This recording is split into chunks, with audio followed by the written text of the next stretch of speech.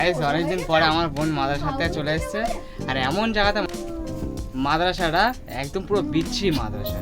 সত্যি কথা, আমার বোন দেখো কতদিন পরে এসে অনেক খুশি হয়েছে। হ্যাঁ দেখো রেনা কি হয়ে গেছে, রোগা হয়ে গেছে বাচ্চাটা, হাঁ খেয়েছে। রোগা হয়ে গেছে? রোগা হয়ে যায়নি? হ্যাঁ হয়ে গেছে, চোখ মুখ পুরো ঢুকে গেছে আমার বাচ্চা। হ্যাঁ আরে ভালো মন্দ খাওয়াতে হবে আমার বাচ্চা। এখন ধরে গল্প করছিল, বলে সেই মেয়ে চোখ মুখ ঢুকে গেছে, মেয়ে কেরাম হয়ে গেছে। হ্যাঁ কি চিকন হয়ে আছে, আগে আগে কি মোটা ছিল। আমার বোন গাইস কি মোটা ছিল, আর এখন তার পুরো চিকন হয়ে গেছে। দেখো তো মাদ্রাসায় গিয়ে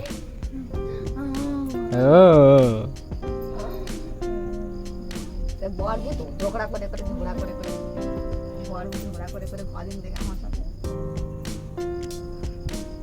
দেখেছ, বড় বোন মায়ের মতনই হয়, আর বড় দাদা বাপের মতন হয়। ওই জন্য বাপেরও মন যেরকম থাকে আর দাদাদের মনও সেরকম থাকে। আর বড় বোনদের মন হলো মায়েদের মতন, কেন মারা চায় যে আমার সন্তানরা যেরকম কষ্ট না পায়, সেরকম বড় বোনরাও চায় যে আমার একটা ছোট বোন আছে, তার জন্য কোনোদিন কষ্ট না পায়। ঠিক আছে, সে চলে আসুক বাড়িতে, বাড়িতেও পড়তে পারবে।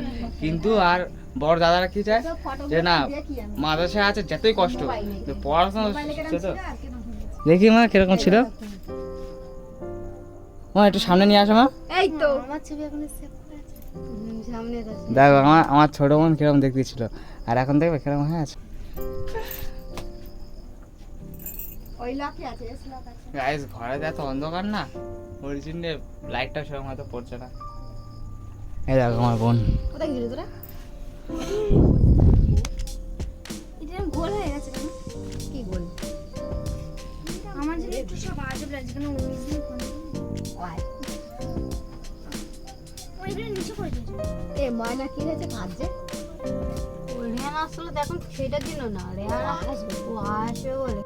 तो hello guys, welcome to my new blog. तो आज मेरा बहन जा रहा है मदरसा में, तो आज वो कोलकाता के मदरसा में जा रहा है।